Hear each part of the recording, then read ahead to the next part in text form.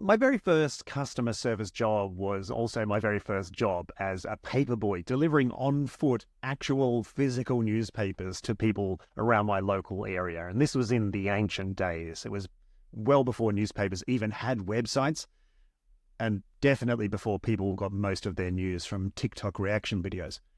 But the news agency that I worked for, they provided me with this wonky old yellow cart full of heavy Sunday newspapers and a whistle and a list of people who had ordered the regular paper delivery. So on Sunday mornings in a southern suburb of Sydney, you would have seen me dragging that cart around, and I paused every couple of houses just to give a blast on the whistle, try and rouse some people out of bed to buy a copy of one of the two big Sunday papers.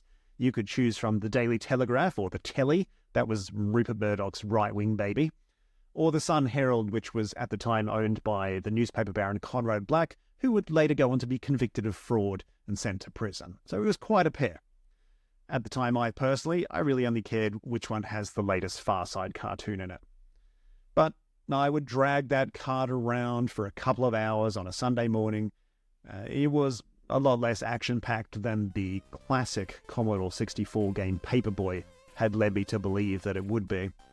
Most of the actual customer service element of this job, it was really just remembering which customer preferred to get which newspaper, make sure they got the right change, have a little chat with the older people who preferred to spend a little more time on their newspaper purchase.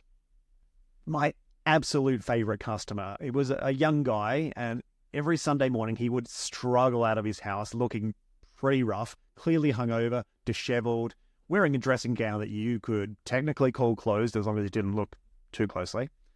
And he would always buy the Sun Herald, and then he would just reach into his dressing gown pocket and he'd just pull out a handful, whatever loose change that he had collected through the week, and just hand it to me. And sometimes it'd be 20 cents.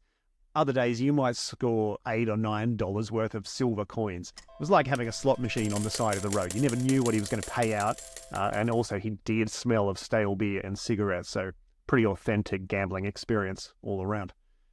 Did I learn anything about customer service from that first job?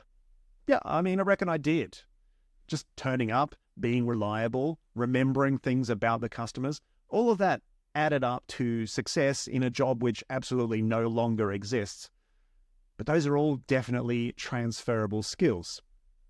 So that was my first customer service job. What about you? Send me an email, thesupportive@helpscout.com. I would love to hear your first customer service job story.